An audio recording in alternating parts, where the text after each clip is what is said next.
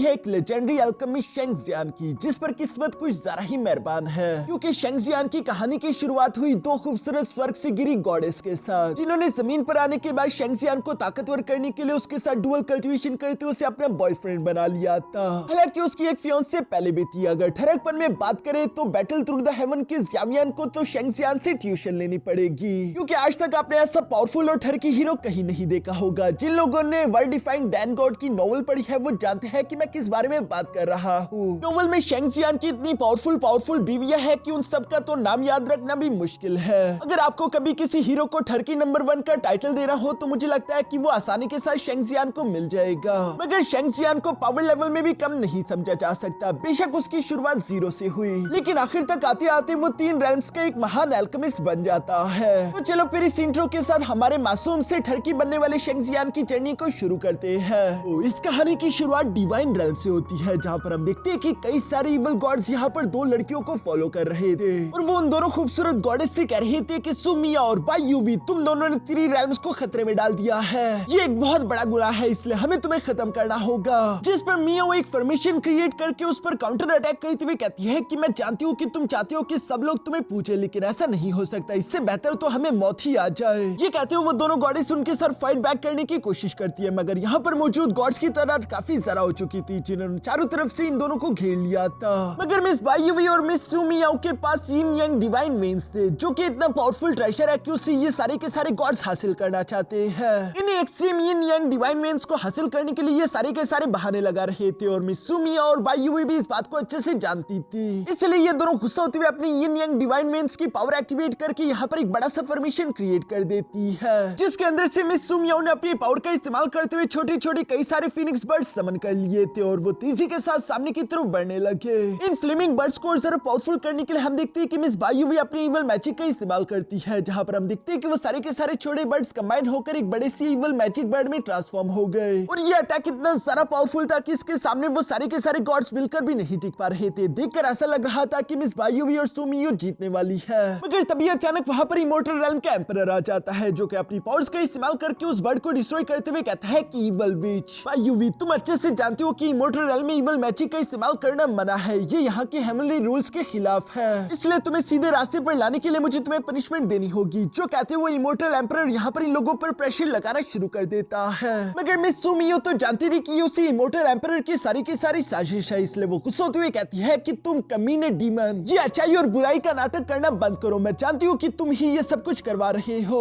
जिस पर तो वो एम्परर गुस्सा हो गया और वो गुस्सा होते हुए कहता है कि आखिर तुम दोनों की हिम्मत कैसी हुई, और ये कहती वो अपने पाम टेक्निक का इस्तेमाल करते उन दोनों को कुचलने की कोशिश करता है। मिस बायुवी और सुमियाओ जानती थी कि उसका मुकाबला करना काफी डिफिकल्ट होगा, लेकिन फिर भी वो दोनों हार नहीं मानती और अपनी यिन यांग की पावर इकट्ठा करते हुए यहाँ पर एक डिवाइन सोर्ड समन कर लेती है, जिसका इस्तेमाल करते हुए उस कमीने एम्परर के पाम अटैक से टकराने लगी। यहाँ पर इन दोनों अटैक्स के टकराव की वजह से हम देखते हैं कि बहुत ही खतरनाक प्रेशर क्रिएट हो रहा था, जिस प्रेशर के कारण आसपास के कई सारे गॉड्स जान से मारे जाते हैं। मिस यूमी और बायुवी भी बुरी तरीके से इंजर्ड हो चुकी थी। तभी अचानक वहाँ पर एक बहुत बड़ा ब्लास्ट हो गया, जिसके इफेक्ट के कारण हम देखते हैं कि वो कमीना एम्परर तो बुरी तरीके से घायल हो जाता है, जबकि दूसरी तरफ मिस सुमिया और बायुवी भी बुरी तरीके से इंजर्ड होकर बेहोश होते हुए नीचे एक वोर्टेक्स में जा गिरी। जो वोर्टेक्स इन दोनों को कहां लेके जाएगा ये तो कोई नहीं जानता था। इवन कि वो कमीना एम्परर भी यहाँ पर अपने साथियों को ऑर्डर देते हुए कहता है कि चाहे तीनों रेल्म्स को उलट पुलट क्यों ना करना पड़े, लेकिन फिर भी उन दोनों की तलाश करो। हर हाल में मुझे वो एक्सट्रीम यिन यांग वेन्स चाहिए। ये सुनकर उसके चमचे हाँ में जवाब देते हैं। इसके बाद सीन शिफ्ट होकर यहाँ मोर्टल रेल्म में आ चुका था, जहाँ पर हम हमारे हीरो शेंग जियान को देखते हैं, जो कि धीरे धीरे क्लिफ में नीचे की तरफ जाता जा रहा है। पर चूंकि यहाँ पर बारिश भी हो रही थी, इसलिए पत्थर स्लिपरी हो गए थे, जिसकी वजह से हम देखते हैं कि शेंग जियान ऊपर से नीचे की तरफ गिरने वाला था,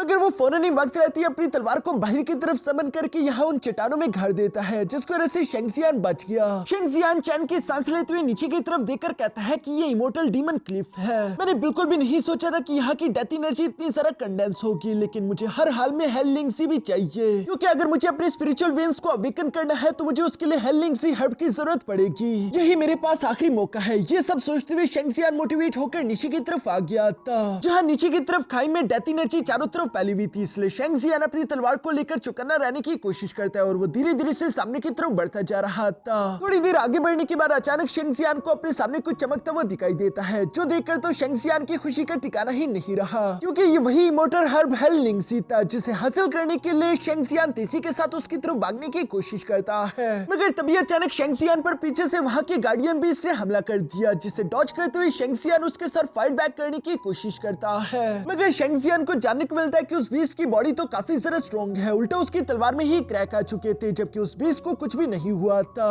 ये सब देखकर भी शेंगजियान फाइट करने से नहीं रुकता, बल्कि वो अभी भी उस बीस्ट पर अटैक कर रहा था, जहाँ पर हम देखते हैं कि वो बीस्ट अपने पूंछ का इस्तेमाल करते हुए शेंगजियान को ब्रूटली हिट कर देता है, जिसकी वजह से शेंगजियान उड़ते उड़ते दूर जा गिरा और हमें शेंगजियान के पास के विजन देखने को मिलते हैं, जिन विजन से हमें जानने को मिलता है कि शेंगजियान अभी तक अपने स्पिरिचुअल वेन्स को अवेकन नहीं कर पाया था, जिसकी वजह से उसके क्लैन के मेंबर उसे कचरे की तरह ट्रीट करते थे। हालांकि शेंगजियान का फादर इनके क्लैन का लीडर है, मगर फैमिली रूल्स के हिसाब से अगर किसी भी क्लैन लीडर के बेटे के स्पिरिचुअल वेन्स अवेकन नहीं हो पाते तो वो क्लैन लीडर नहीं रह सकता, उसे अपनी पोजीशन छोड़नी होगी। शेंगजियान की वजह से उसके फादर को क्लैन लीडर की पोजीशन से हटाया जाने वाला था और इसी वजह से शेंगजियान को काफी बुरा महसूस हो रहा था, जो बातें शेंगजियान को मोटिवेट कर रही थी और इसी वजह से वो आज के दिन यहाँ पर हार नहीं मानता, वो हर हाल में अपने स्पिरिचुअल वेन्स को अवेकन करना चाहता है, जिसके लिए एक बार फिर से शेंगजियान ने खड़े होकर उस बीस्ट का मुकाबला करने की कोशिश की। हालांकि वो बीस्ट बार बार यहाँ शेंगजियान को उठा उठा कर पटक रहा था, मगर हर बार गिरने के बाद शेंगजियान यही सोचकर खड़ा हो जाता कि मैं अपने फादर पर एक बर्डन बनकर नहीं रह सकता,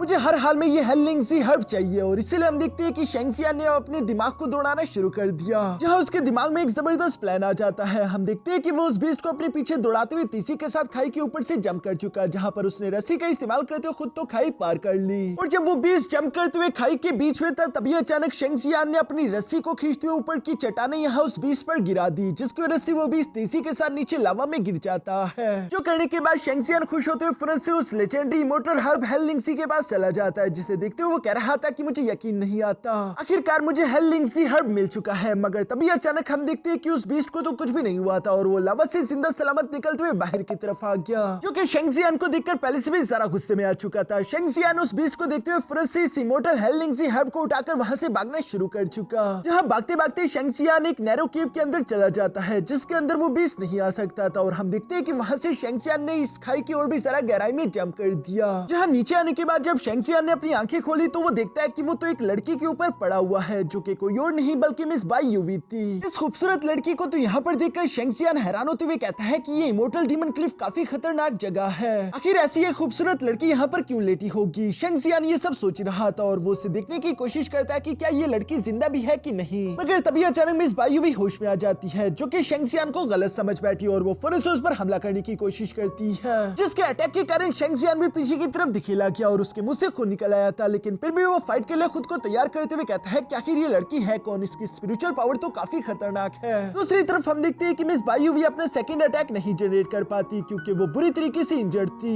इसलिए वो रुक जाती है। शेंगजियान तो हैरान होकर सवाल करते हुए पूछ रहा था कि आखिर तुम हो कौन। तभी अचानक शेंगजियान को वही साइड पर मिस स्यू मियाओ भी दिखाई देती है, जिसकी हालत भी इंजर्ड होने की वजह से काफी ज्यादा खराब थी और वो धीरे धीरे से शेंगजियान के पास आते हुए कह रही थी कि फिक्र मत करो लड़के, हम कोई बुरे इंसान नहीं है। लेकिन मिस बाई यूवी गुस्सा होते हुए कहती है फिर भी तुम जैसे कीड़े को कुचलना हमारे लिए ज्यादा मुश्किल काम नहीं। ये सुनकर मिस यूमी यहाँ पर बाई यूवी को शांत कराते हुए कहती है कि शांत हो जाओ सिस्टर, हाँ पहले हम इससे पूछ लेते हैं कि आखिर ये अपनी सफाई में क्या कहना चाहता है। ये सुनकर तो शेंगजियान फौरन इन लोगों से खुद को इंट्रोड्यूस करवाते हुए कहता है कि मैं हूँ शेंगजियान, मैं यहाँ पर कुछ हर्ब्स इकट्ठा करने के लिए आया हुआ था और ऊपर से आप लोगों पर आ गिरा, मैं आप दोनों से माफी चाहता हूँ अगर मेरी वजह से आप दोनों को कुछ भी बुरा लगा हो। शेंगजियान की ये बातें सुनकर मिस यूमी समझ गई थी कि वो सच कह रहा है, इसलिए वो खुद को भी इंट्रोड्यूस करवाते हुए कहती है कि मेरा नाम है सू मियाओ, लोग मुझे प्यार से मिमी कहकर पुकारते हैं। यहाँ पर हम देखते हैं कि मिस यूमी तो काफी जरा पोलाइट थी, पर दूसरी तरफ बाई यूवी एटीट्यूड वाली है, वो यहाँ पर शेंगजियान को जवाब देते हुए कहती है कि मैं हूँ बाई यूवी, इससे ज्यादा वो एक लफ्ज भी नहीं बोलती। यहाँ पर शेंगजियान भी इन लोगों की ये सारी बातें सुनने के बाद अब यहाँ से जाने लगा था कि तभी अचानक मिस यूमी की नजर यहाँ शेंगजियान के स्टोरेज बैग पर पड़ जाती है, जिसके अंदर उसने हेलिंगजी को महसूस कर लिया था और वो इस बारे में मिस बाई यूवी को भी बताती है, जो सुनकर बाई यूवी कह रही थी कि ठीक है मैं भी इस लड़की को जान से मार डालती हूँ ताकि हम हेलिंगजी का इस्तेमाल करते हुए अपने जख्मों को हील कर सके। लेकिन मिस यूमी उसे मना करते हुए कहती है कि नहीं, याद है ना मास्टर ने क्या कहा था, हमें बिला वजह लोगों को मारना नहीं चाहिए, ये अच्छी बात नहीं। अभी ये दोनों ये सारी बातें कर ही रही थी, तभी अचानक दूसरी तरफ हम देखते हैं कि शेंगजियान भी अचानक से रुककर पीछे की तरफ मुड़ते हुए इन दोनों से सवाल करते हुए पूछता है कि वैसे मैं तुम दोनों से पूछना तो भूल ही गया कि आखिर तुम दोनों यहाँ पर कर क्या रही हो। जो सुनती है क्यूट सी यूमी ने तो यहाँ पर ओवर एक्टिंग करना शुरू कर दी। वो एक्टिंग करते हुए कहती है कि हम लोग अपनी जान बचाकर भाग रही थी और बुरी तरीके से इंजर्ड होते हुए हम यहाँ पर आ फंसी। अब तो इस इमोर्टल डीमन क्लिफ से हम लोगों का निकलना मुश्किल है क्योंकि यहाँ पर इतने खतरनाक बीस्ट जो मौजूद है, अगर जल्दी हमारे ये जख्म हील नहीं किए गए तो मुझे तो लगता है कि हम अगले 24 घंटों के अंदर मर जाएंगे। ये सब करते हुए स्यूमी यहाँ पर एक्टिंग करते हुए अपने मुंह से खून की उल्टी भी करती है, जो देखकर तो शेंगजियान थोड़ा सा घबरा गया था और वो स्यूमी से कहता है कि मेरे पास कुछ मेडिकल पिल्स है, इनका इस्तेमाल करते हुए शायद तुम ठीक हो सकती हो। लेकिन मैं स्यूमी मना करते हुए कहती है कि ऑर्डिनरी पिल से हमारा काम नहीं हो सकता अनलेस तुम्हारे पास कोई चमत्कारी एलेक्सर या हर्ब ना हो। सिर्फ कोई चमत्कारी एलेक्सर या हमारी जान बचा सकता है। ये सब कहते हुए वो ओवर एक्टिंग कर ही रही थी, क्योंकि ये सब सुनकर तो शेंगजियान गहरी सोच में पड़ गया था। वो अपने मन में सोचने लगा कि मेरे पास हेल लिंक्सी मौजूद तो है, लेकिन वो मेरा आखिरी मौका है मेरी स्पिरिचुअल वेन्स को अवेकन करने के लिए। अब मैं क्या करूं? दूसरी तरफ में स्यूमी ने बायुवी को भी इशारा कर दिया था कि एक्टिंग शुरू कर। हालांकि बायुवी ऐसा नहीं करना चाहती थी, लेकिन मिमी के लिए वो ये करने के लिए तैयार हो गई और हम देखते हैं कि वो एक्टिंग करते हुए कहती है कि मैं मर गई और ये कहती वो बेहोश होकर नीचे गिरने की एक्टिंग करती है, जिसे स्यूमी ने फौरन से पकड़ लिया था और वो रोते हुए कह रही थी कि नहीं मेरी बहन तो मुझे इस तरह से छोड़कर नहीं जा सकती। ये देखकर तो शेंगजियान भी भागता भागता फौरन उसके पास आ जाता है, मगर अभी भी वो सोच में पड़ा हुआ था। इसलिए हम देखते हैं कि स्यूमी ने और ज्यादा जोर जोर से रोना शुरू कर दिया था। उसकी एक्टिंग इतनी कमाल की थी कि शेंगजियान भी कुछ समझ नहीं पा रहा था। वो अपने मन में फैसला करते हुए कहता है कि चाहे मेरे पास ये इमोर्टल हर्ब हो या ना हो, मेरे पास मेरी स्पिरिचुअल वेन्स हो या ना हो, मैं फिर भी शेंगजियान हूँ, मैं कुछ भी कर सकता हूँ। ये सब मुझे डिफाइन नहीं करता, मैं यूजलेस नहीं हूँ। यहाँ पर शेंगजियान ये सब सोचते हुए फौरन से हेल लिंक्सी को बाहर निकालकर उनके सामने पेश कर चुका, जिसे देखकर तो मिस यूमी एक्टिंग करते हुए कहती है कि ये तो प्रीशियस एलेक्सर हेल लिंक्सी है ना, जो कि टूटे हुए मेंडेरियंस या फिर जख्मों को हील कर सकता है। इस पर शेंगजियान जवाब देते हुए कहता है कि हाँ मैं जानता हूँ कि ये कीमती है, मगर इससे कोई फर्क नहीं पड़ता, किसी की जान बचाना ज्यादा जरूरी है। दूसरी तरफ स्यूमी तो यहाँ पर उसकी ये बात पूरी करने से पहले ही वो एलेक्सर छीन चुकी थी। शेंगजियान तो बस आंखें फाड़ फाड़ कर उन्हें देख रहा था। दूसरी तरफ में स्यूमी यहाँ पर बायुवी को उठाने के बाद उस हेल लिंक से एलेक्सर का इस्तेमाल करके यहाँ पर खुद को और अपनी बहन को हील करने की कोशिश करती है, जहाँ पर इन दोनों ने एक दूसरे का हाथ पकड़ा हुआ था, क्योंकि ये दोनों एक दूसरे से कनेक्टेड है। और हम देखते हैं कि यहाँ पर इनकी स्पिरिचुअल पावर तो काफी खतरनाक थी। शेंगजियान तो उनकी स्पिरिचुअल पावर को देखते हुए अपने मन में यही सोच रहा था कि पता नहीं आखिर ये दोनों लड़कियां होगी कौन, ये आई कहां से, इनके स्पिरिचुअल पावर का तो जवाब नहीं। यहाँ पर शेंगजियान ये सब सोच रहा था कि तभी अचानक हम देखते हैं कि मिस यूमी ने खून की उल्टियां करना शुरू कर दी। अपने स्टेप सिस्टर को इस कंडीशन में देखकर तो बायु गुस्से से पागल हो गई थी और वो फौरन से यहाँ पर शेंगजियान को गर्दन से पकड़ते हुए कहती है कि तुमने आखिर ऐसा क्यों किया, तुमने आखिर उस मेडिसिन एलेक्सर में जहर क्यों मिलाया था। यहाँ पर शेंगजियान तो कोई भी जवाब नहीं दे पाता, क्योंकि वो जानता भी नहीं था कि आखिर बायुई किस बारे में बात कर रही है। मगर दूसरी तरफ स्यूमी यहाँ पर बुरी कंडीशन में बायुई को रोकते हुए कहती है कि रुक जाओ, ये उसने नहीं किया, तुम जानती हो कि हम दोनों के मेंडेरियन इस वक्त बुरी तरीके से डैमेज हो चुके हैं और हेल लिंक्सी एलेक्सर कुछ ज्यादा ही स्ट्रॉन्ग था, इसलिए हमारे मेंडेरियन उसे होल्ड नहीं कर पाए। लगता है कि हम दोनों का अंत करीब है। ये सब कहते हुए स्यूमी वहाँ पर नीचे की तरफ गिर जाती है। दूसरी तरफ बायुई भी कमजोरी की वजह से बेहोश होने वाली थी। इन दोनों की ऐसी कंडीशन देखकर यहाँ शेंगजियान को तो कुछ भी समझ नहीं आ रहा था कि आखिर वो इन दोनों की मदद करने के लिए क्या करे। जी अभी शेंगजियान सोच ही रहा था कि तभी अचानक एक और प्रॉब्लम आ गई। हम देखते हैं कि उस गार्डियन बीस्ट ने शेंगजियान को सेंस कर लिया था और वो शेंगजियान को ढूंढते हुए फौरन से जंप करते हुए इस खाई में आ जाता है। इस गार्डियन बीस्ट को तो यहाँ पर देखकर शेंगजियान और भी ज्यादा परेशान हो गया था और वो फौरन से बायुई को उठाते हुए यहाँ पर स्यूमी के पास लाते हुए कहता है कि तुम दोनों अपना ख्याल रखो, तब तक मैं इस मॉन्स्टर को निपटा कर आता हूँ। और ये कहते ही शेंगजियान अपनी तलवार को निकालकर तेजी से भागते उस गार्डियन बीस्ट के साथ फाइट करने शुरू हो गया, जो सब में स्यूमी देख रही थी। शेंगजियान बेशक इस गार्डियन बीस्ट से काफी ज्यादा कमजोर है, वो चाहता तो वो यहाँ से भाग सकता था, मगर फिर भी इन दोनों लड़कियों को बचाने के लिए वो यहाँ पर इस बीस्ट से टकराना शुरू कर देता है, ये जानते हुए भी कि उसका जितना मुश्किल है। यहाँ पर लगातार उस बीस्ट से टकराते हुए हम देखते हैं कि शेंगजियान की तलवार टूट चुकी थी। वो बीस्ट शेंगजियान को बुरी तरीके से हिट करते हुए पीछे की तरफ पटक देता है, मगर हम देखते हैं कि शेंगजियान एक बार फिर से फाइट करने के लिए खड़ा हो गया। हालांकि उसके हाथ में कोई वेपन भी नहीं था। हम देखते हैं कि वो लगातार इसी तरह उस बीस्ट से टकरा रहा था और वो बीस्ट लगातार बार बार शेंगजियान को पटक रहा था। शेंगजियान फिर भी हार नहीं मानता, हर बार जख्मी होकर नीचे गिरने के बाद वो दोबारा से फाइट करने के लिए खड़ा हो जाता। ये सब देखकर यहाँ पर मिस यूमी और बायुई दोनों ही शेंगजियान से काफी इंप्रेस हो चुकी थी। इस लड़के में कुछ न कुछ खास है, ये दिल का अच्छा है और ये कभी भी हार नहीं मानता। इसलिए मिस यूमी ने एक फैसला किया। वो धीरे से यहाँ पर बायुई के पास आते हुए कहती है कि हमें उस मेडिसिन का इफेक्ट यहाँ पर किसी और के साथ शेयर करना होगा, वरना वैसे भी हम दोनों मारी जाएंगी। ये सब कहते हुए वो दोनों ही यहाँ शेंगजियान की तरफ देख रही थी। दूसरी तरफ हम देखते हैं कि वो गार्डियन बीस्ट भी शेंगजियान को कुचलने के लिए तीसी के साथ जंप करते हुए अपने पंजे से उसे दबाना शुरू कर चुका। शेंगजियान अपनी पूरी स्ट्रेंथ लगाने के बावजूद भी उस पंजे को हटा नहीं पा रहा था और इससे पहले कि वो इस पंजे के नीचे कुचला जाता, तभी अचानक एक गोल्डन एनर्जी शेंगजियान की बॉडी को कवर कर लेती है, जिसने उस गार्डियन बीस्ट को तो उठाकर पीछे की तरफ चट्टानों पर दे मारा। साथ ही साथ शेंगजियान भी उड़ता उड़ता तीसी के साथ यहाँ मिस बायुई और स्यूमी के पास आ जाता है, जहाँ पर मिस स्यूमी कह रही थी कि लड़के तुम जानते भी नहीं कि तुम कितने खुश नसीब हो, तुम्हें आज के दिन एक बेमिसाल ब्लेसिंग मिलने वाली है। ये सब कहते हुए हम देखते हैं कि मिस स्यूमी और बायुई दोनों ने अपनी उंगलियों को काटकर अपना ब्लड बाहर की तरफ तरफ निकाल लिया, जिसमें शेंगजियान का ब्लड भी ऐड करके ये तीनों यहाँ पर एक फॉर्मेशन क्रिएट करना शुरू, ब्लड बाहर की तरफ निकाल लिया, जिसमें शेंगजियान का ब्लड भी ऐड करके ये तीनों यहाँ पर एक फॉर्मेशन क्रिएट करना शुरू कर देती है।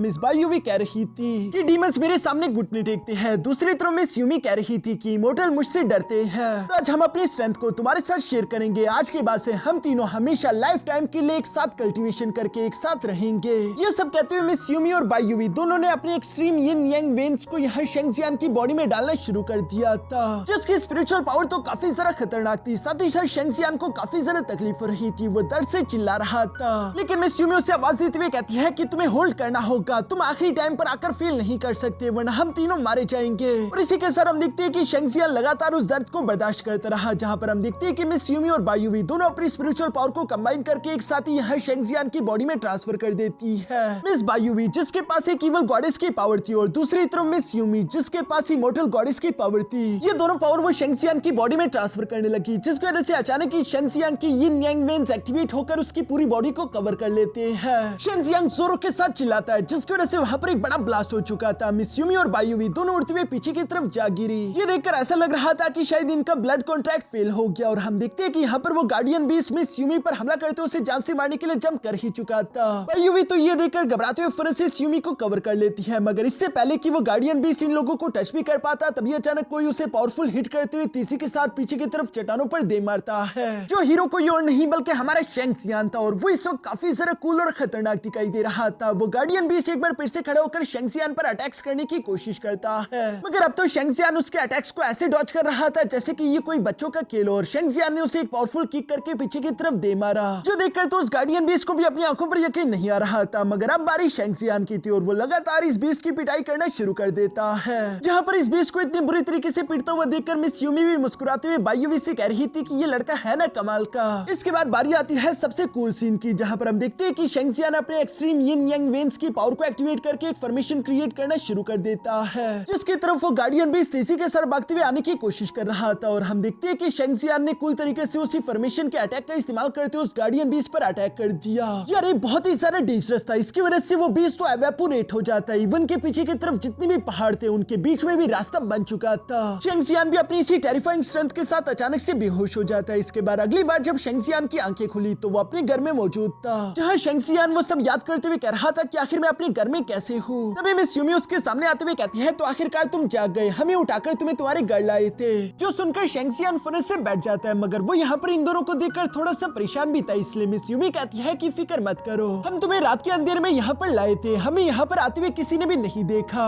ये सुनकर तो शेंगजियान को भी अच्छा लगा। साथ ही साथ वो मिस यूमी से सवाल करते हुए पूछता है कि आखिर कल रात वहाँ पर वो हुआ क्या था। मिस यूमी शेंगजियान की ये बात सुनकर मुस्कुराते उससे कहती है कि अपनी इनर एनर्जी को महसूस करने की कोशिश करो। जो सुनकर शेंगजियान फौरन से बिल्कुल ऐसे ही करता है और वो देखता है कि उसके स्पिरिट वेन्स एक्टिवेट हो गए थे, जिन्हें देखकर तो वो काफी ज्यादा खुश हो गया था। मिस यूमी फौरन उसके पास आकर कहती है कि ये कोई नॉर्मल स्पिरिट वेन नहीं, बल्कि हमने अपने 2 डिवाइन लेवल के स्पिरिट वेन्स तुम्हारी बॉडी में ट्रांसफर कर दिए हैं। डिवाइन लेवल के स्पिरिट वेन्स का सुनकर तो शेंगजियान भी सरप्राइज हो गया था और वो सवाल करते हुए पूछता है कि आखिर तुम दोनों कहाँ से हो। इस पर मिस बायुवी जवाब देते हुए कहती है कि हम दोनों सेलेस्टियल मार्शल रेल्म से आए हैं, लेकिन इससे ज्यादा तुम हमसे कोई भी सवाल नहीं करोगे। जो सुनकर तो शेंगजियान धीरे से कहने लगा, लेकिन सेलेस्टियल और मोर्टल रेल्म के लोगों को तो आपस में इंटरेक्ट करना मना है ना। शेंगजियान अभी ये कह ही रहा था कि तभी अचानक बायुवी ने अपनी इवल पावर को एक्टिवेट करके शेंगजियान के नीचे हेल का गेट ओपन कर दिया, जो देखकर तो शेंगजियान घबरा चुका था। लेकिन मिस यूमी उस हेल गेट को बंद करते हुए यहाँ पर शेंगजियान से कहती है कि तुम इस बारे में किसी से भी बात नहीं करोगे कि हम दोनों कौन है और कहां से आए। जो सुनकर शेंगजियान भी अपने मन में सोचने लगा कि ये दोनों ही लड़कियां काफी मिस्टीरियस है, लेकिन फिर भी इन दोनों ने मुझ पर काफी बड़ा एहसान किया है, इसलिए मुझे इनकी बात को सीक्रेट रखना ही होगा। जो सब सोचते हुए सबसे पहले तो शेंगजियान इन दोनों का शुक्रिया अदा करता है। साथ ही सर वो बताता है कि आज के बाद ये राज किसी और को मालूम नहीं होगा। मिस बायुवी जो कि मजे से चाय पी रही थी, वो खुश होते हुए कहती है, ये तो अच्छा हुआ, फिर तो अब हम तुम्हारे साथ रह सकते हैं, वो भी तुम्हारे ही घर में। ये सुनकर तो शेंगजियान हैरान होते हुए कहता है कि क्या कहा, मेरे घर में। इस पर मिस यूमी फौरन से खड़े होते हुए कहती है कि क्यों, क्या हुआ, तुम्हें क्या लगा था कि तुम हमारी डिवाइन वेन्स ले लोगे और बदले में तुम्हें हमारे लिए कुछ भी नहीं करना होगा। जिस पर शेंगजियान जवाब देते हुए कहता है कि नहीं, ऐसी कोई बात नहीं, बस मेरे लिए जरा अपनी फैमिली को समझाना थोड़ा सा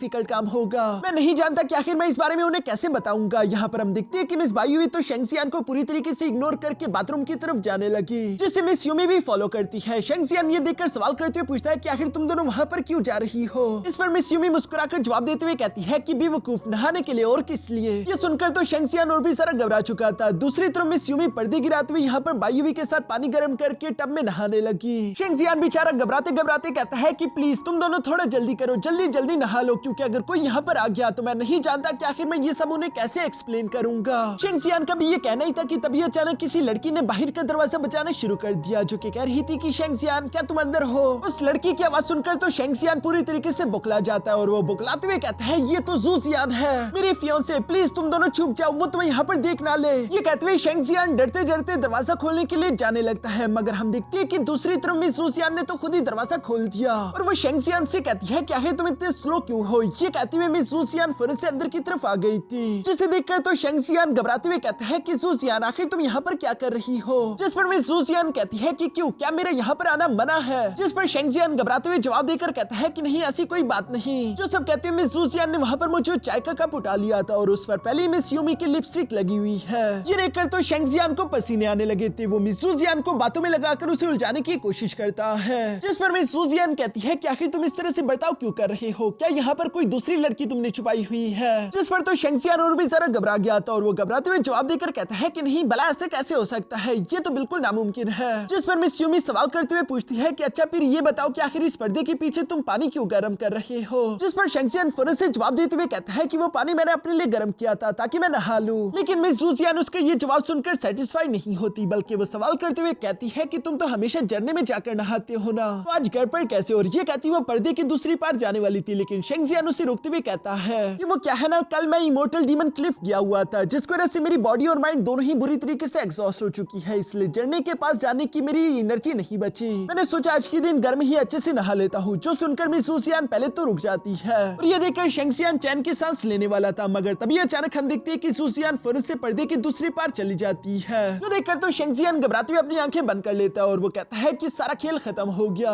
मेरे फियांसे पर्दे के पार दो नंगी लड़कियों को देख लेगी, उसके बाद वो मेरे बारे में क्या सोचेगी। मगर जब वो अपनी आंखें खोलता है तो कोई भी हंगामा नहीं हुआ था, इसलिए वो अंदर आकर देखने की कोशिश करता है, जहाँ पर मिस ज़ूज़ियान को तो कोई भी दिखाई नहीं दिया था, क्योंकि मिस ज़ूज़ियान के आने से पहले बायुवी और यूमी वहाँ से गायब हो चुकी थी। जो देखकर तो शेंगजियान भी काफी सारा खुश हो गया था और वो चैन की सांस लेते हुए यहाँ पर मिस ज़ूज़ियान के पास आते हुए कहता है कि आज के दिन आखिर तुम इतनी जासूसी क्यों कर रही हो। कहीं ये सारे बहाने तुम्हारे मेरे बाथरूम में आने के लिए तो नहीं, ताकि तुम मुझे नंगा नहाते हुए देख सको। शेंगजियान के मुंह से ये बातें सुनकर उसके फियांसे भी ब्लश करते हुए कहती है कि ऐसी कोई बात नहीं, और वो शर्माते हुए फौरन वहाँ से भाग गई। जिसे रोकते हुए शेंगजियान भी फौरन उसके पीछे चला गया और पीछे की तरफ हम लोगों को यहाँ पर एक स्टोरेज रिंग देखने को मिलती है। इसके बाद नेक्स्ट सीन शिफ्ट होकर एक खूबसूरत जगह पर आ जाता है, जहाँ पर मिस ज़ूज़ियान और शेंगजियान मौजूद थे। मिस ज़ूज़ियान परेशान होते हुए शेंगजियान को बताती है कि शेंगजियान, फादर चाहते हैं कि मैं तुम्हें छोड़ दूं, हालांकि मैंने उन्हें मना कर दिया और वो मेरे पीछे पड़ चुके हैं ताकि मैं याओ टियानहुआ से शादी करूं, और वो आज मुझे उनसे मिलवाने के लिए भी लेकर जाना चाहते हैं। ये सुनकर तो शेंगजियान को भी गुस्सा आ गया था। तभी अचानक मिस ज़ूज़ियान खड़ी होते हुए शेंगजियान का हाथ पकड़कर कहती है कि चलो शेंगजियान, यहाँ से भाग चलते हैं, कहीं दूर जाकर हम अपनी जिंदगी बसा लेंगे ताकि हमें कभी भी कोई एक दूसरे से जुदा ना कर सके। मिस ज़ूज़ियान इतनी सारा स्वीट थी। शेंगजियान भी उससे कहता है कि नादान लड़की, तुम इस तरह की बातें मत करो, मैं कोई ना कोई तरीका ढूंढ लूंगा।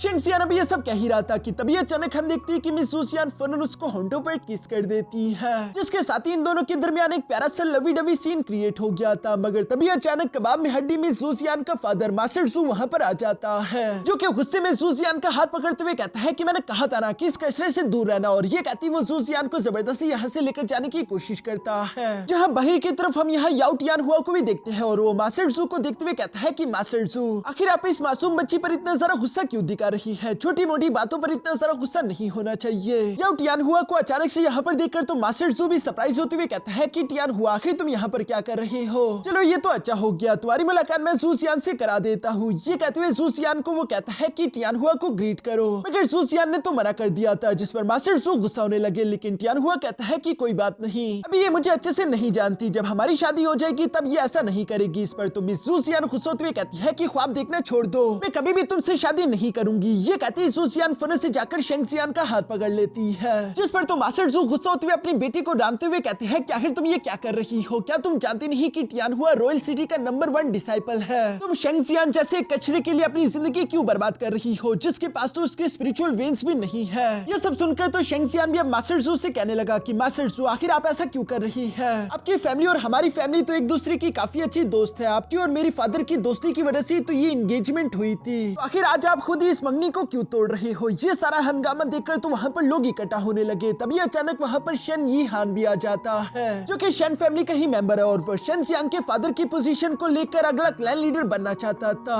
जो कि यहाँ पर आते हुए कहता है कि शेंगजियान आखिर तुम क्या बेवकूफ हो, तुम्हारी वजह से तो ये सब कुछ हो रहा चाहता था। जो कि यहाँ पर आते हुए कहता है कि शेंगजियान आखिर तुम क्या बेवकूफ हो, तुम्हारी वजह से तो ये सब कुछ हो रहा है।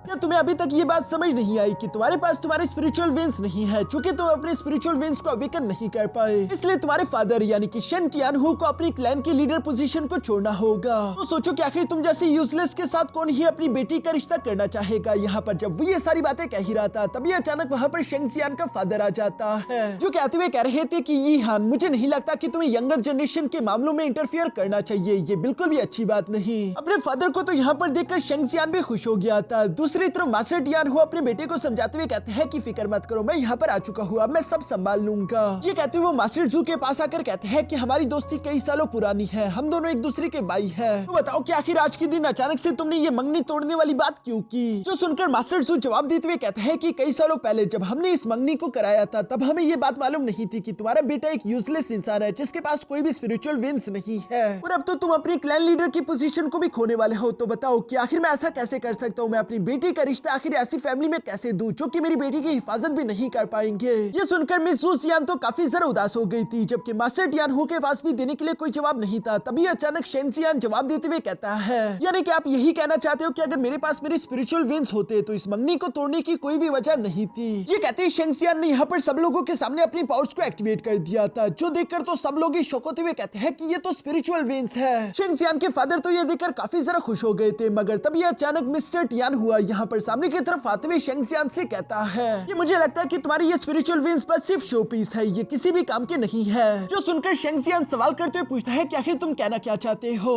जिस पर टियानहू कहता है कि मुझे लगता है कि तुम्हारी ये स्पिरिचुअल वेन्स नकली है, तुम्हारे साथ फाइट करने के बाद ही मैं ये साबित कर सकता हूँ कि ये किसी भी काम के नहीं। जो सुनकर तो शेंगजियान ने भी उसके चैलेंज को एक्सेप्ट कर लिया था। यहाँ पर मिस जू सियान तो घबराने लगी, लेकिन शेंगजियान उसे समझाते हुए कहता है कि फिक्र मत करो, मुझे कुछ भी नहीं होगा। और ये कहते ही यहाँ पर हम देखते हैं कि शेंगजियान और टियानहू दोनों ही मैदान में एक दूसरे के आमने सामने आ जाते हैं, जहाँ पर शेंगजियान अपने मार्शल आर्ट टेक्निक्स का इस्तेमाल करते हुए तीसी के साथ आगे बढ़कर टियानहुआ पर हमला करने की कोशिश करता है, मगर वो देखते हैं कि टियानहुआ के सामने उसकी स्ट्रेंथ अभी भी कम थी। जो देखकर तो शेंगजियान थोड़ा सा हैरान हो जाता है और वो अपने मन में कहने लगा कि पिछली बार जो मैंने लिजर्ड के साथ फाइट करते हुए स्ट्रेंथ हासिल की थी, लगता है कि वो ताकत एक्सट्रीम यिन यांग वेन्स को ट्रांसफर करने की वजह से सिर्फ कुछ ही देर के लिए मेरी बॉडी में आई थी। इसलिए अब शेंगजियान को अपनी स्ट्रेंथ के बजाय अपनी प्योर फ्लेम पर डिपेंड होना होगा, जिसके लिए हम देखते हैं कि वो अपनी वर्मिलियन फिनिक्स बर्ड की पावर एक्टिवेट कर देता है, जिसकी वजह से शेंगजियान के पंचेस के आसपास फ्लेम आ चुकी थी। ये देखकर तो टियानहुआ भी सरप्राइज हो गया था कि आखिर इस कचरे के पास इतनी प्योर फ्लेम आई कहां से, क्योंकि हम देखते हैं कि शेंगजियान अपनी उस प्योर फ्लेम का इस्तेमाल करते हुए तीसी के साथ आगे की तरफ बढ़ते हुए टियानहुआ पर अटैक्स करने लगा, जहां दूसरी तरफ टियानहुआ भी अपने पंखे का इस्तेमाल करते हुए यहाँ शेंगजियान का मुकाबला करने की कोशिश करता है और शेंगजियान उस पर भारी पड़ने लगा,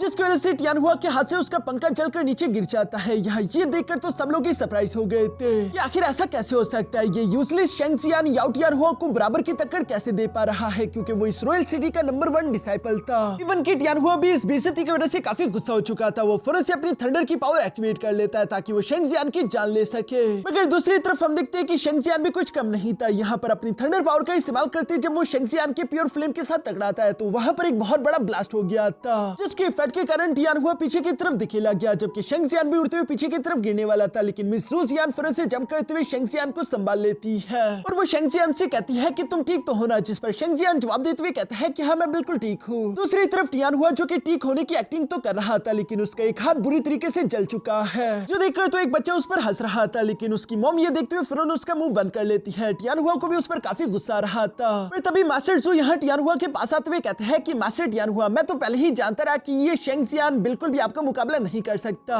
दूसरी तरफ याओ टियानहुआ कहता है कि हाँ शेंगजियान, ये तो कहना पड़ेगा कि तुम्हारी ये स्पिरिचुअल वेन सच में असली है। पर अब मुझे कुछ जरूरी काम है, इसलिए मुझे यहाँ से जाना है। और ये कहती है टियानहुआ वहाँ से फौरन रवाना हो गया। जो देखकर मास्टर जू तो समझ गए थे कि टियानहुआ गुस्से में है। वो अपनी बेटी को लेकर टियानहुआ के पीछे जाना चाहते थे, लेकिन जूसियान तो शेंगजियान का साथ नहीं छोड़ना चाहती। इसलिए मास्टर जू अकेले ही टियानहुआ के पीछे भाग जाते हैं। तभी दूसरी तरफ हम देखते हैं कि यहाँ शेंगजियान का फादर उसके पास आ गया, जो कि शेंगजियान को शाबाशी देता है। साथ ही सर उससे सवाल करते हुए पूछता है कि आखिर तुम्हारी ये स्पिरिचुअल विंग्स अचानक से अवेकन कैसे हो गए। इस पर शेंगजियान जवाब देते हुए कहता है कि वो क्या है ना कि कल मैं इमोर्टल डीमन क्लिफ किया था, वहाँ पर मुझे हेल लिंक सी एलेक्सर मिला और उसी की मदद से मैं ये कर पाया। जो सुनकर तो उसके फादर काफी खुश हो गए थे। साथ ही सर शेंगजियान यहाँ पर मिस जूजियान से कह रहा था कि मैंने कहा था ना कि मैं कुछ न कुछ कर लूंगा, अब मुझे कोई भी तुमसे अलग नहीं कर पाएगा। जो सुनकर मिस जूजियान तो ब्लश करते हुए कहती है कि ठीक है, अब मुझे यहाँ से जाना चाहिए। और ये कहती वो शर्माकर वहाँ से भाग गई। इसके बाद शेंगजियान यहाँ पर अपने फादर से बात करते हुए कहता है चूंकि अब मेरे पास मेरी स्पिरिचुअल विंग्स आ चुके हैं, तो अब तो शन यीहान ग्रेट एल्डर से कहकर आपको लीडर की पोजीशन से नहीं हटवा सकते ना। जिस पर शेंगजियान का फादर जवाब देते हुए कहता है कि हाँ, वो मुझे बेशक लीडर की पोजीशन से हटा तो नहीं सकता, लेकिन वो 3 दिन बाद मुझे फाइट के लिए चैलेंज जरूर कर सकता है। अब अगर उसे शन क्लैन का लीडर बनना है तो उसे मेरे साथ फाइट करके फेयर एंड स्क्वायर जीतना होगा। यहाँ इसके बाद सीन शिफ्ट होकर दूसरी तरफ याओ फैमिली के यंग मास्टर टियानहुआ पर भी आ जाता है, जिसका हाथ बुरी तरीके से घायल था। और वो गुस्सा होते हुए कह रहा था कि आखिर ऐसा कैसे हो सकता है। शेंगजियान तो एक यूजलेस कचरा था जिसके पास कोई भी स्पिरिचुअल विंग्स नहीं थे। इस पर मास्टर यीहान जवाब देते हुए कहता है कि हाँ बिल्कुल ऐसा ही था, लेकिन शायद कोई चमत्कार हो चुका है। पर फिर भी मैंने जो सोचा है मैं बिल्कुल वैसे ही करूंगा। मैं आपकी याओ फैमिली के साथ ज्वाइन होना चाहता हूँ। वैसे भी आपकी याओ फैमिली इस रॉयल सिटी में सबसे ज्यादा स्ट्रॉन्गेस्ट फैमिली है, इसलिए मैं अपने क्लैन का लीडर बनकर आपको ज्वाइन कर लूंगा, जिसके लिए मुझे आपकी मदद चाहिए। ये सुनकर टियानहुआ अपने पास से एक डिमोनिक आर्टिफैक्ट निकालते हुए यहाँ मास्टर यीहान को देते हुए कहता है कि ठीक है, तुम जानते हो ना कि 3 दिन बाद तुम्हारा मुकाबला शन टियानहु से होगा और तब तुम्हें इसका किस तरह इस्तेमाल करना है ये तुम अच्छे से जानते हो। जो सुनकर तो मास्टर यीहान इवल्स की तरह मुस्कुराने लगा, जबकि यंग मास्टर टियानहुआ भी गुस्सा होते हुए कह रहा था कि शेंगजियान, आज जो तुमने सबके सामने मेरी बेइज्जती की है, मैं ये बेइज्जती नहीं बोलूंगा और तुम्हें इसकी एक बहुत बड़ी कीमत चुकानी होगी। इन सब के बाद सीन शिफ्ट होकर दूसरी तरफ यहाँ शेंगजियान पर आ जाता है, जो कि शाम को वापस अपने कमरे में आ गया था और वो चारों तरफ में स्यूमी और बायुवी को ढूंढने की कोशिश कर रहा था। तभी अचानक उसे स्यूमी और बायुवी छोटे साइज में दिखाई दी, जो देखकर तो वह हैरान होते हुए कहता है कि तुम आखिर ये क्या चीज बन चुकी हो। जिस पर मिस स्यूमी गुस्सा करते हुए कहती है कि हमने तुम्हारी इतनी मदद की और तुम हमें चीज कह रहे हो, एटलीस्ट हमें मास्टर कहो। ये सुनकर शेंगजियान जवाब देते हुए कहता है कि हाँ वो सब तो ठीक है, लेकिन आखिर तुम दोनों का साइज इतना छोटा कैसे हो गया। ये सुनते हुए मिस स्यूमी यहाँ शेंगजियान को अपने पास से यिन यांग डिवाइन रिंग के पास ले आई थी, जिसके बारे में स्यूमी यहाँ पर शेंगजियान को बताती है कि हमने अपनी स्पिरिट को इसके साथ अटैच कर लिया है। हमारी फिजिकल बॉडी इस वक्त इस रिंग के अंदर मौजूद है, ताकि हम इस तरह के सोल फॉर्म में बाहर रह सके और तुम्हारे अलावा हमें कोई नहीं देख सकता, क्योंकि तुमने हमारे साथ ब्लड कॉन्ट्रैक्ट जो किया है। जो सुनकर शेंगजियान यहाँ पर उस यिन यांग डिवाइन रिंग की तरफ देखते हुए कहता है कि क्या मैं भी अपनी फिजिकल बॉडी के साथ इसके अंदर जा सकता हूँ। इस पर मिस यूमी उसे जवाब देते हुए कहती है कि नहीं, अभी तक तो तुम मोर्टल वॉरियर लेवल 3 रैंक पर हो, इसलिए तुम ये नहीं कर सकते, तुम्हारे लिए ये इम्पॉसिबल है। जो कहते हुए मिस यूमी और बायुवी वहाँ से जाने लगी। दूसरी तरफ शेंगजियान उसकी ये बात सुनकर सरप्राइज होते हुए कहता है कि तुमने अभी अभी क्या कहा, क्या मैं मोर्टल वॉरियर लेवल 3 पर पहुंच चुका हूँ। ये कहते हुए तो उसकी खुशी का ठिकाना ही नहीं था। वो खुश होते हुए कह रहा था कि ये स्पिरिचुअल विंग्स तो वाकई में काफी ज्यादा पावरफुल है। मैंने तो बिल्कुल भी नहीं सोचा था कि ये डिवाइन स्पिरिचुअल विंग्स इतने सारा पावरफुल होंगे। इस पर मिस यूमी उससे कहती है कि हमारे डिवाइन स्पिरिचुअल विंग्स को इस तरह से वेस्ट मत करना, अब तुम्हें कड़ी मेहनत करनी होगी ताकि तुम खुद को तेजी के साथ ताकतवर करते हुए हमारे बीच जो कॉन्ट्रैक्ट है उसे फुलफिल कर सको। यहाँ कॉन्ट्रैक्ट के बारे में तो शेंगजियान सुनकर थोड़ा सा सरप्राइज हो गया था कि आखिर ये दोनों किस बारे में बात कर रही है और वो इस बारे में सोचने लगा। जिस पर मिस यूमी कहती है कि ज्यादा दिमाग पर जोर मत डालो, तुमने हमारे साथ ब्लड कॉन्ट्रैक्ट साइन किया है, इस वजह से हम तीनों एक दूसरे से अलग नहीं हो सकते। ये डिवाइन मैंडेरियंस तुम्हें फ्री में नहीं मिले, इसके बदले तुम्हें हमारी कल्टीवेशन वापस से रिकवर करने में हमारी मदद करनी होगी। ये सुनकर शेंगजियान सवाल करते हुए पूछता है कि अच्छा बताओ कि मैं तुम दोनों की कैसे मदद कर सकता हूँ। जिस पर बायुवी जवाब देते हुए कहती है कि वो सब हम बाद में डिस्कस करेंगे, उससे पहले तुम्हें निर्वाणा रेल में पहुंचना होगा। जो सुनकर तो शेंगजियान सरप्राइज होते हुए कहता है कि लगता है कि तुम दोनों मुझसे कुछ ज्यादा ही उम्मीदें लगा रही हो। इस पर मिस यूमी फौरन से शेंगजियान के पास आकर उससे चेयर अप करते हुए कहती है कि इस तरह से उदास मत हो, मैं तुम्हें अपनी special skill force symbol divine skill technique सिखाऊंगी जो कि तुम्हें ताकतवर होने में मदद करेगी। सबसे पहले आज के दिन मैं तुम्हें सिखाने वाली हूँ पावर ऑफ अजूर ड्रैगन, जिसे इस्तेमाल करने के लिए तुम्हें अपने एक्सट्रीम यिन यांग डिवाइन विंग्स पर फोकस करना होगा। उसके अंदर तुम्हें हेवन एंड अर्थ से सारी की सारी वुड एलिमेंटल एनर्जी इकट्ठा करके लानी होगी। यहाँ पर जैसे जैसे मिस यूमी बता रही थी शेंगजियान भी बिल्कुल वैसे ही वैसे कर रहा था, लेकिन फिर भी वो इस टेक्निक को परफॉर्म नहीं कर पाता और वो हैरान होते हुए कहता है कि कुछ भी तो नहीं हुआ। जिस पर मिस बायुवी और स्यूमी उससे बताती है कि ये कोई बच्चों का खेल नहीं, ये सब सीखने में लोगों को कई साल लग जाते हैं, तुम प्रैक्टिस करते रहो, टियानहु एक न एक दिन तुम सीख ही जाओगे। ये सब कहते हुए सिमी और बायुई दोनों से उस स्टोरेज रिंग के अंदर चली जाती है, जबकि शेंगजियान बाहर की तरफ प्रैक्टिस करता रहा। इसके बाद सीन शिफ्ट होकर दूसरी तरफ शेंगजियान के फादर पर आ जाता है, जिसने अपने एक दोस्त को बुलवाया हुआ था और वो उससे कहता है कि 3 दिन बाद के फाइट के दौरान अगर मुझे कुछ हो गया तो मैं चाहता हूँ कि तुम शेंगजियान को लेकर यहाँ से कहीं दूर चले जाओ। वो बिल्कुल भी मास्टर यी हान के हाथों में नहीं आना चाहिए। जिस पर वो वॉरियर इमोशनल होकर जवाब देते हुए कहता है कि जैसा आप कहें, मैं अपनी जान को भी दांव पर लगाकर शेंगजियान की हिफाजत करूंगा।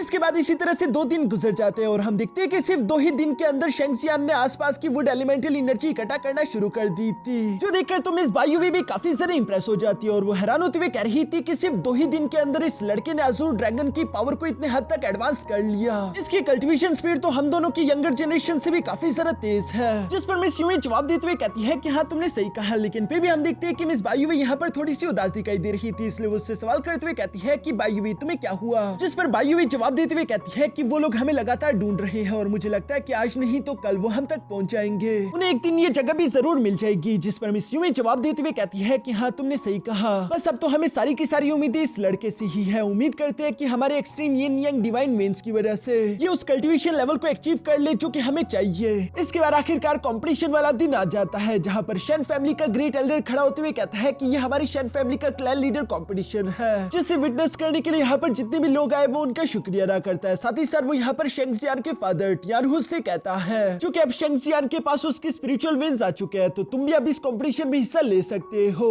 इस कंपटीशन के बेसिकली 3 कैंडिडेट्स थे। एक थे मास्टर टियानहु जो कि ऑलरेडी क्लैन लीडर है, और बाकी के 2 कैंडिडेट्स का नाम यी हान और हाओ हाई था। जहाँ पर ग्रेट एल्डर कहते हैं कि कंपटीशन के रूल बहुत ही सिंपल है, जो भी आखिर तक स्टेज पर टिका रहेगा वही होगा हमारे क्लैन का लीडर। टियानहु, चूंकि तुम हमारे प्रीवियस क्लैन लीडर हो इसलिए तुम्हारा फर्ज बनता है कि तुम पहले स्टेज पर जाओ। ये तो सरासर चीटिंग थी। मास्टर ज़ू और शन जियांग भी इस बात को अच्छे से जानते थे और शन जियांग अपने फादर से कहने लगा कि ग्रेट एल्डर ये जान के कर रहे हैं, वो जान के आपके लिए मुश्किलें बना रहे हैं ताकि पहले आपको हाओ हाई का मुकाबला करना पड़े और उसके बाद यी हान का। जिस पर शन जियांग का फादर जवाब देते हुए कहता है कि एक बहादुर क्लैन लीडर कभी भी चुनौतियों से डरता नहीं बल्कि डटकर उनका मुकाबला करता है। और ये कहती वो फौरन से स्टेज पर जंप कर चुके, जहां वो ऊंची आवाज में कहते हैं कि मैं हूँ शन क्लैन का लीडर और बताओ कि सबसे पहले कौन मुझे चैलेंज करेगा। ये सुनकर हाओ हाई तेजी के साथ जंप करते हुए स्टेज पर आ जाता है, जहां वो शन टियानहु से कहने लगा कि बड़े भाई बेहतर होगा कि तुम हार मान लो, क्योंकि अगर तुम हार मान लेते हो तो मैं वादा करता हूँ कि तुम्हारे जाने के बाद तुम्हारे बेटे को कभी भी हमारे क्लैन में कोई तकलीफ नहीं होगी। ये सुनकर टियानहु जवाब देते हुए कहता है कि बातें करना बंद करो, अगर लड़ना है तो सही से लड़ो। जो सुनकर तो हाओ हाई भी गुस्सा हो गया और वो फौरन से अपनी थंडर सोर्ड बाहर की तरफ निकाल लेता है, जिसके बाद वो तेजी से आगे की तरफ बढ़ते हुए टियानहु पर अटैक्स करना शुरू कर चुका। मगर शन टियानहु की बॉडी कल्टीवेशन भी काफी जरा बेहतरीन थी, वो आसानी के साथ हाओ हाई का मुकाबला कर रहे थे, जो सब ऊपर से शन जियांग और मिस यूमी भी देख रहे थे। मिस यूमी शन जियांग को बताती है कि ये एक लेवल 6 का वॉरियर है, तुम्हारे फादर आसानी के साथ इसका मुकाबला कर लेंगे।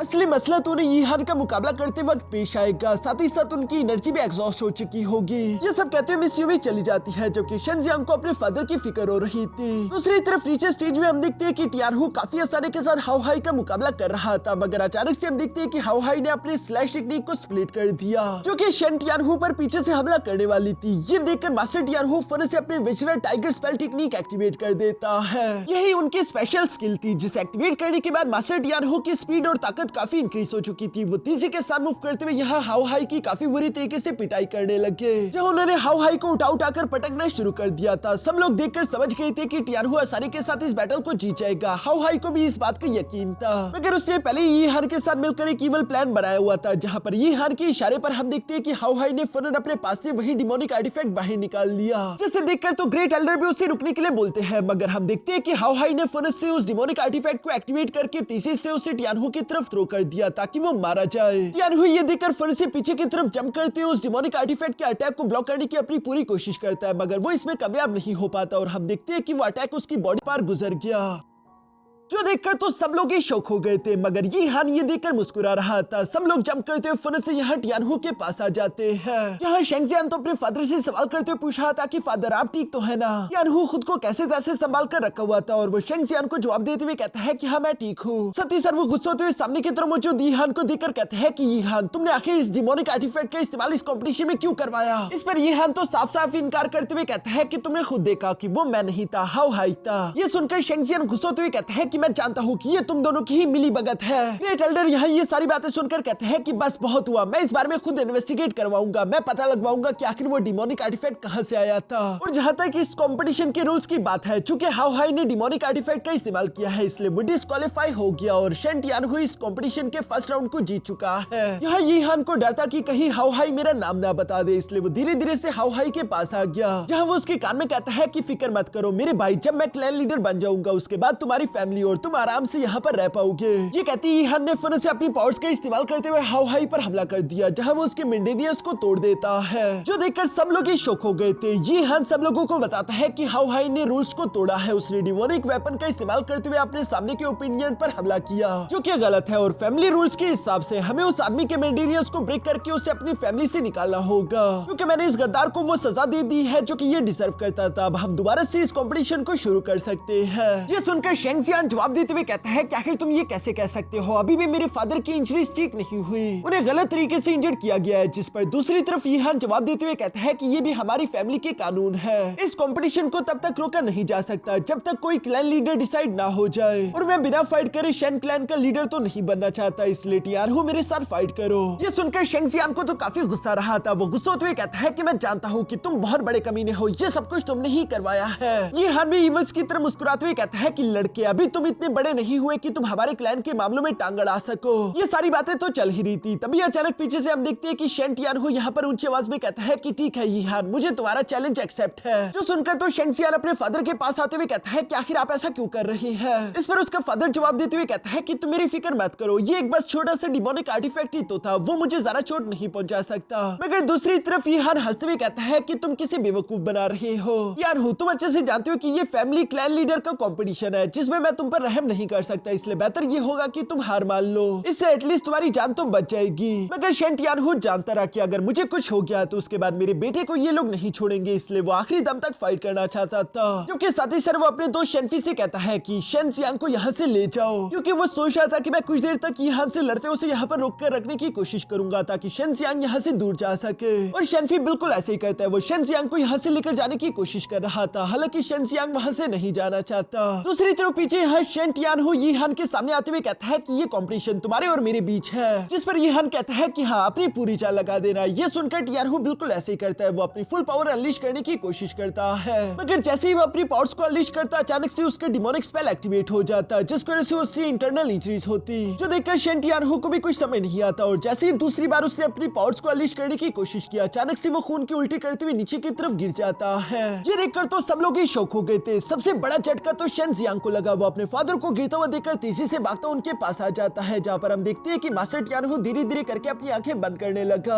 शेन जियांग तो चिल्लाते हुए अपने फादर का नाम लेता है। दूसरी तरफ हम देखते हैं कि यी हान को ये सब देखकर मजा आने लगा और वो कहता है कि ग्रेट एल्डर, यहाँ की सिचुएशन तो आप देख ही सकते हैं, मुझे लगता है कि आपको क्लैन लीडर डिसाइड करके अनाउंस कर देना चाहिए, क्योंकि ये बेकार आदमी तो पहले ही गिर चुका है। यहाँ शेन जियांग को ये बातें सुनकर काफी ज्यादा गुस्सा आ रहा था, और अब वो यी हान को माफ नहीं कर सकता, इसलिए वो फौरन से उन्हें रोकते हुए कहता है कि रुक जाओ। ये कहते हुए अपने अंकल शेनफी से कहता है कि मेरे फादर का ख्याल रखना, और वो खुद मैदान में धीरे धीरे से आगे की तरफ बढ़ने लगा, जहाँ पर वो कहता है कि अपने फादर की जगह ये कंपटीशन अब मैं लड़ूंगा। जो सुनकर मिस जू जियान तो यहाँ शेंग जियान के लिए काफी ज्यादा परेशान हो गई थी। इवन की ग्रेट एल्डर भी उसके पास आते हुए कहते हैं कि शेंग जियान बेवकूफ मत बनो, तुम्हारी कल्टिवेशन अभी इतनी ज्यादा नहीं हुई कि तुम यी हान का मुकाबला कर सको। लेकिन मास्टर यी हान यहाँ पर इवल्स की तरह हंसते हुए कहता है कि ग्रेट एल्डर, चूंकि ये बच्चा इतनी जिद कर ही रहा है तो इसको इसकी ख्वाहिश पूरी करने दो। जो सुनकर शेंग जियान यहाँ ऊंची आवाज में सब लोगों के सामने कहता है कि मैं शेंग जियान क्लैन लीडर की पोजीशन के लिए यी हान तुम्हें फाइट के लिए चैलेंज करता हूँ। सब लोग ये सुनकर आपस में बातें करने लगे, जबकि दूसरी तरफ ग्रेट एल्डर भी यहाँ पर यी हान से कहता है कि इस लड़के पर थोड़ा रहम दिखाना, एटलीस्ट इसकी जान बख्श देना। जो सुनकर यी हान हंसते हुए कहता है कि शेंग जियान, तुम अभी मोटर रेल्म के सिर्फ लेवल 3 के वॉरियर हो, तुम्हें लगता है कि तुम मेरा मुकाबला कर सकते हो, तुम वाकई में कितने नादान हो। ये कहते ही मास्टर यी हान ने अपनी आइस एबिलिटीज को एक्टिवेट करना शुरू कर दिया था, जो देखकर दूसरी तरफ शेन जियांग भी बिल्कुल ऐसे ही करता है। वो भी अपने प्योर फ्लेम एबिलिटी को एक्टिवेट करके यी हान का मुकाबला करना चाहता था, जहां पर सबसे पहले हम देखते हैं कि मास्टर यी हान ने अपने आइस स्पाइक का इस्तेमाल करते हुए शेन जियांग पर अटैक्स करना शुरू कर दिए। दूसरी तरफ हम देखते हैं कि शेन जियांग भी अपने पंचेस का इस्तेमाल करते हुए स्पाइक्स को डिस्ट्रॉय कर रहा था। साथ ही साथ वो तेजी से मूव करते हुए यहाँ मास्टर यी हान के पास आकर उस पर पंच अटैक करने की कोशिश करता है, मगर यी हान तो उसके हर एक अटैक को अपनी आइस शील्ड का इस्तेमाल करते हुए ब्लॉक कर रहा था। जो सब देखकर दूसरी तरफ शेंग जियान ने फौरन से अपने ड्रैगन क्लॉ को एक्टिवेट कर लिया, जो कि काफी ज्यादा ताकतवर था, और वो आसानी के साथ उसके आइस शील्ड को ब्रेक कर देता है, जिसके कारण मास्टर यीहान तो धकेले हुए पीछे की तरफ आ गया, जो देखकर तो सब लोग ही सरप्राइज हो गए थे। इवन कि मास्टर यीहान भी सरप्राइज होते हुए कहता है, तो इसका मतलब कि तुम्हारे पास 2 एट्रीब्यूशन है, लेकिन फिर भी इसका कोई फायदा नहीं क्योंकि तुम यहाँ पर मरने वाले हो। ये कहती वो फनस से अपने realm of dark ice activate कर लेता है, जिसकी वजह से चारों तरफ स्टेज में आइस फैल चुकी थी। ये जगह जैसे मास्टर यीहान की कोई डोमेन बन चुकी हो। अब वो आसानी के साथ अपनी आइस को कंट्रोल करते हुए तीसी के साथ जमीन से आइस स्पाइक्स निकाल सकता था, जिसकी वजह से शेंगजियान अब चाहे जितनी मर्जी भागने की कोशिश करे उसके लिए मुश्किल आने लगी थी। जबकि साथ ही साथ हम देखते हैं कि मास्टर यीहान अब सच में सीरियस हो चुका था। वो तीसी के साथ आगे की तरफ बढ़ते हुए शेंगजियान के सामने जरा सा भी होल्ड बैक नहीं करता और वो अपने आइस स्पाइक्स को उसके हाथ में गुंसा देता है, जो देखकर मिस ज़ूजियान तो यह शेंगजियान के लिए काफी ज्यादा परेशान हो गई थी, क्योंकि ये सब कुछ अच्छा नहीं दिखाई दे रहा था। तभी अचानक हम देखते हैं कि मास्टर यीहान ने और भी कई सारे आइस स्पाइक्स क्रिएट करते हुए यहाँ शेंगजियांग की पीठ में खोप दिए थे। ये करते हुए मास्टर यीहान हंसते हुए कह रहा था कि तुम बिल्कुल भी अपने एल्डर्स की रिस्पेक्ट नहीं करते, आज के दिन तुम्हें पनिशमेंट तो मिलनी ही चाहिए। जो कहते हो उसने शेंगजियांग को जान से मारने के लिए एक के बाद एक आइस स्पाइक्स यहाँ शेंगजियांग की बॉडी में पेनिट्रेट करना शुरू कर दिया। मिस बायुवी, स्यूमी और इवन की ज़ूजियान भी ये सब होता हुआ देख रही थी। मिस ज़ूजियान तो आगे की तरफ जाना चाहती थी, लेकिन मास्टर ज़ू ने उसे रोककर रखा हुआ था कि ये इनकी फैमिली का मामला है, तुम बीच में इंटरफियर नहीं कर सकती। शेंगजियांग जो कि बुरी तरीके से इंजर्ड हो चुका था, उसकी हालत काफी ज्यादा खराब थी, उसकी बॉडी से लगातार खून बहता जा रहा था और यीहान तो उससे मार देना चाहता था। इसलिए ग्रेट एल्डर को ही बीच में आना पड़ता है और वो यीहान से कहता है कि यीहान बस करो, रुक जाओ। जो सुनकर भी यीहान यहाँ लास्ट अटैक शेंगजियांग पर कर देता है। साथ ही साथ वो कह रहा था कि ठीक है मैं रुक गया, अब आप सब लोगों के सामने अनाउंस कर दो कि मैं ही अब से हमारे क्लैन का लीडर हूँ। लेकिन तभी अचानक यहाँ शेंगजियांग की आवाज सुनाई देती है, जो कि कह रहा था कि अभी ये खत्म नहीं हुआ, मैं अभी भी हारा नहीं हूँ। और ये कहते शेंगजियांग बुरी कंडीशन के बावजूद भी अपने पैरों पर खड़ा हो जाता है। यही तो शेंगजियांग की खासियत है कि वो कभी भी हार नहीं मानता। जो सब देखकर स्यूमी फनस से बाहर की तरफ आते हुए कहती है कि शेंगजियांग ऐसा करके बिला वजह अपनी जिंदगी को जाया मत करो, जिस पर शेंगजियांग जवाब देते हुए कहता है कि इस कमीने ने गलत तरीकों का इस्तेमाल करते हुए मेरे फादर को हराया, बताओ कि आखिर मैं ये सब कैसे जाने दूं। मैं नहीं रुकने वाला, आज के दिन मुझे हर हाल में जीतना है। ये कहते हुए शेंगजियांग ने फनस से अपनी फिल्म की पावर एक्टिवेट कर ली, जो कि उसकी बॉडी में धंसे हुए आइस स्पाइक्स को पिघलाकर वेपोरेट कर देती है। दूसरी तरफ मास्टर यीहान तो ये देखकर हंसते हुए कह रहा था, तो इसका मतलब कि कचरे के डब्बे तुम अभी भी खड़े हो सकते हो। तुमने तो वाकई में मुझे हैरान कर दिया है, तुम एक कॉकरोच से ज्यादा कुछ नहीं, जो कि मरने का नाम ही नहीं लेता। और ये कहती वो फिर से अपने आइस स्पाइक्स की फुल पावर एक्टिवेट करके दोबारा से शेंगजियांग पर अटैक करने लगा। शेंगजियांग भी उन अटैक्स को डॉज करने के लिए फिर से जंप कर देता है, मगर हम देखते हैं कि उन आइस स्पाइक्स की तादाद काफी ज्यादा थी, जिसकी वजह से धीरे धीरे करके शेंगजियांग और भी ज्यादा इंजर्ड होने लगा।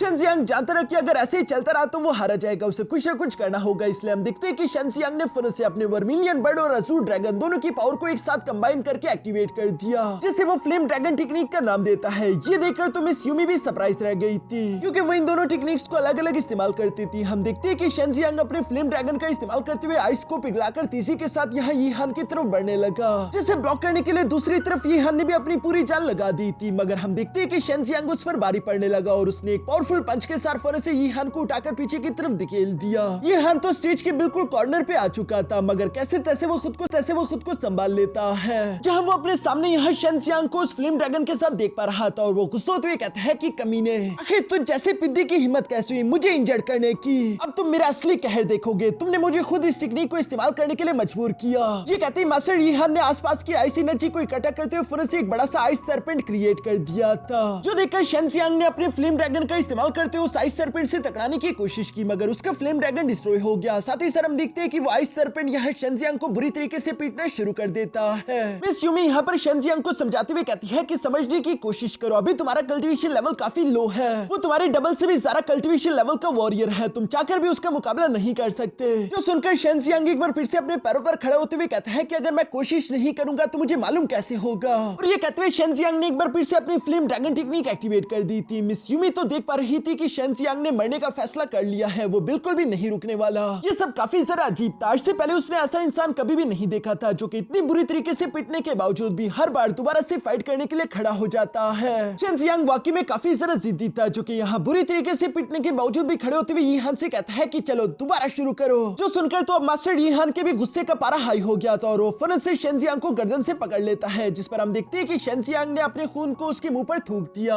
ये तो मास्टर यीहान के लिए काफी बेइज्जती वाली बात थी, इसलिए हम देखते हैं कि वो अब शेंगजियांग को किसी भी हाल में जिंदा नहीं छोड़ सकता। वो सबसे पहले शेंजियांग का एक हाथ तोड़ देता है। इसके बाद वो उसे पीटते पीटते जमीन पर पटक कर उसके सर पर पैर रखते हुए कहता है कि तुम हमेशा से एक कचरा थे और तुम कचरा ही रहोगे। मगर हम देखते हैं कि शेंजियांग ने अपनी फ्लेम की पावर एक्टिवेट करके फन से मास्टर यीहान को पीछे की तरफ धकेल दिया और इससे पहले कि वो उसे पंच कर पाता तभी मास्टर यीहान ने शेंजियांग के दूसरे हाथ में भी एक आइस स्पाइक्स खोप दिया, जिसकी वजह से उसके दोनों हाथ नकारा हो चुके थे। अपने दोनों हाथ तुड़वाने के बावजूद भी शेंजियांग रुकता नहीं, बल्कि वो यीहान को देखते हुए कह रहा था कि चलो दोबारा आओ। ऐसी मोटिवेशन देखकर तो हमारी क्यूट सी मिमी भी पिघल गई थी और वो शेंजियांग की मदद करने का फैसला करती है, जिस वजह से वो बायुए से कहने लगी कि बायुए अब से तुम्हें इस लड़के का ख्याल रखना होगा। उसकी ये बात सुनकर तो बायुए परेशान होते हुए कहती है कि स्यूमी आखिर तुम क्या करने की सोच रही हो, जिस पर मैं स्यूमी कोई जवाब नहीं देती। दूसरी तरफ हम देखते हैं कि तभी अचानक मास्टर यीहान ने एक बड़ा सा आइस बॉल क्रिएट करके फन से यहाँ शेंजियांग पर हमला कर दिया था और वो चिल्लाते हुए कहता है कि चलो अब मर जाओ। ये फाइनल अटैक वाकई में काफी ज्यादा पावरफुल था, जिसके नीचे दबकर ऐसा लगता है कि शायद शेंजियांग मारा गया।